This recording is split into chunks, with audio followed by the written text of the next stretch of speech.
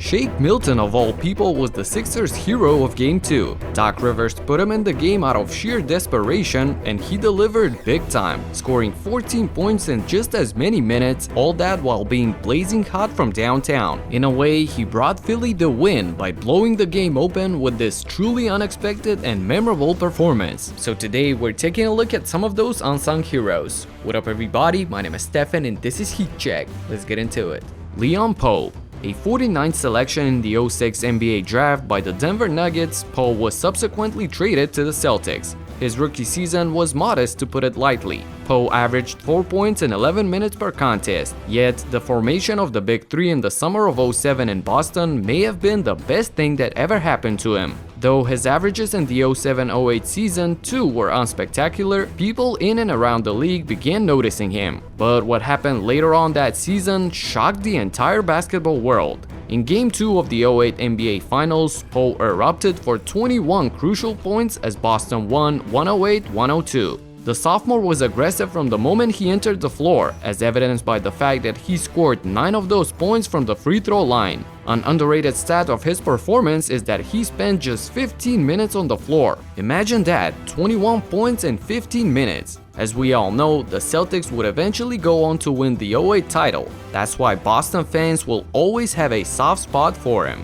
Mike Miller. Did you know that Mike Miller was actually the Rookie of the Year in 2001 and Sixth Man of the Year in 2006? But even though he was a spectacular shooter, until he joined the Big Three in Miami, his career didn't suggest that he would one day be perhaps the crucial factor in a finals game. Even LeBron, Wade and Bosh, and Spoelstra and Riley for that matter, had to have been shocked after Game 5 of the 2012 Finals. The Heat, up 3-1 against the Oklahoma City, needed a win to secure the second title in their history. The focus was of course on the LeBron-Durant matchup. However, Miller outshone even them, despite James's triple-double and KD's 32 points. In just 23 minutes on the floor, Miller was unconscious from deep, hitting 7 3-pointers. What's crazy, even by his standards, is that he needed just 8 attempts to do so. Miller finished with 23 points and 5 rebounds, his performance being entrenched in Heat history. Mike would stay with this team for the following season as well and win another championship, which was followed by a 1-year stint in Cleveland and 2-year stint with the Nuggets to finish off his career. John Paxson. Most people remember John Paxson for his 3-pointer against the Phoenix Suns in the '93 Finals, which effectively sealed the Chicago Bulls' first three-peat. Yet, though such a shot may be the pinnacle for a player of a similar stature, that is not the case with the Bulls guard. In Game 5 of the '91 Finals, Paxson went off for 20 points on 9 for 12 shooting in the clinching 108-101 victory. He scored 10 of Chicago's last 15 points on 5 for 5 shooting in the final minutes to break open a close game. Though Jordan scored 30 points, there was a moment in the fourth quarter when Phil Jackson specifically told Jordan to get the ball to Paxson. Phil asks Michael, MJ, who's open? And he goes, Paxson. He goes, all right, then get him the ball. Paxson is open. Get him the ball. And of course, the sharpshooter delivered big time, helping the Chicago Bulls secure the title. As one Bulls fan would jokingly explain, Paxson's 3 against the Suns is for boys. His Game 5 performance against the Lakers is for man.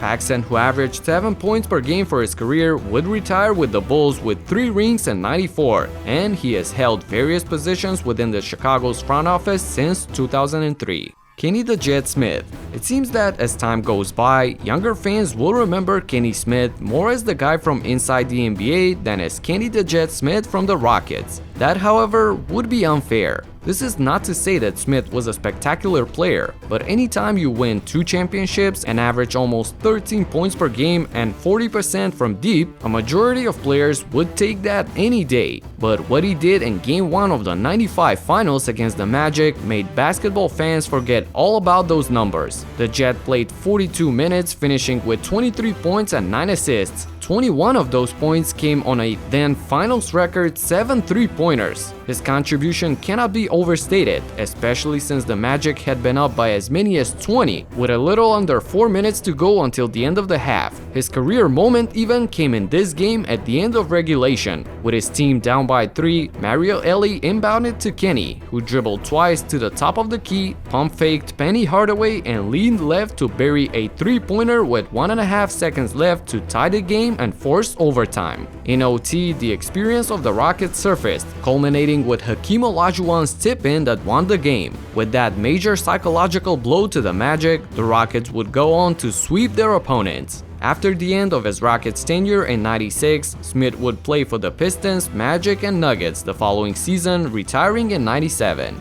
Trevor Ariza. Even current fans forget Trevor Ariza is still in the league. Yeah, he's on the Heat roster. The fact that there is still interest in him this season speaks volumes of his presence. But let's get back to the Big Apple where it all began. Drafted 43rd by New York in the '04 draft, Ariza spent a season and a half with the Knicks before a trade to the Magic in February of '06. But the Magic quickly gave up on him too. So in November of '07, he was sent to the Lakers. By the end of the '07-08 season, Ariza had averages of 6 points and 3.5 rebounds per game. Nothing too exciting, right? Enter the 2009 finals. Exactly against the Magic in the pivotal Game 4 with the Lakers up 2-1, Ariza played like a man possessed. Though he was scoreless in the first half, Ariza's third quarter is fondly remembered by Laker Nation, scoring 13 points on 6 for 7 from the field and 3 for 3 from deep. Ariza looked nearly unstoppable. His barrage helped the Lakers to stay afloat in the second half and eventually made it to extra time, where they triumphed and went up 3-1 before winning the title in 6 games. Although he's been traded almost 10 times since then, this performance for the Lakers in the finals is the most memorable one from his long career. Shane Battier, another Heat hero from the Big Three era. It's not a surprise that Shane Battier, known mostly for his basketball IQ and defensive abilities, wasn't a scorer or someone to turn to when you needed buckets. The fact that he averaged 8.5 points throughout his career is a testament to that.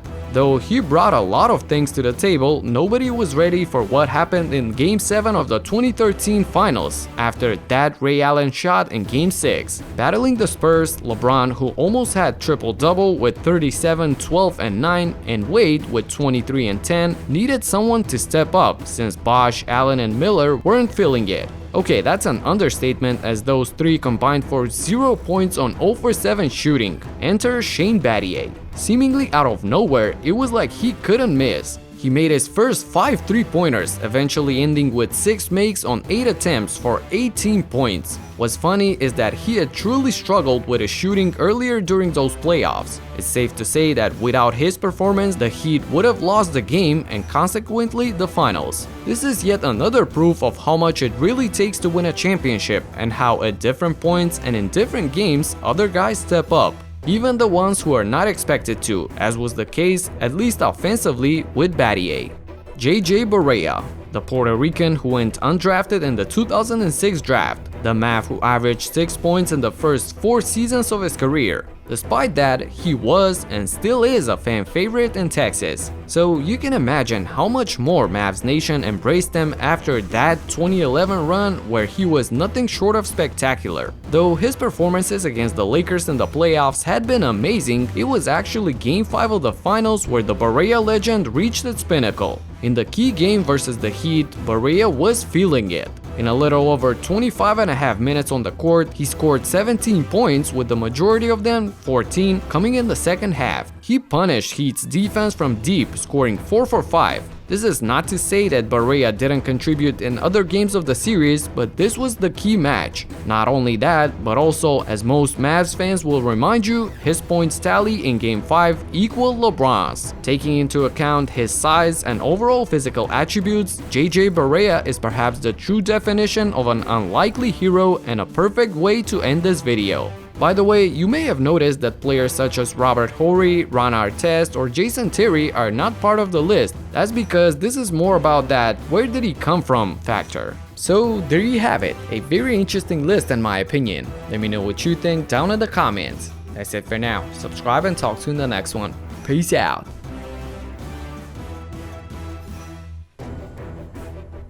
Won't go. Rebound Bosh. Back out to Allen. His three-pointer won't go. Rebound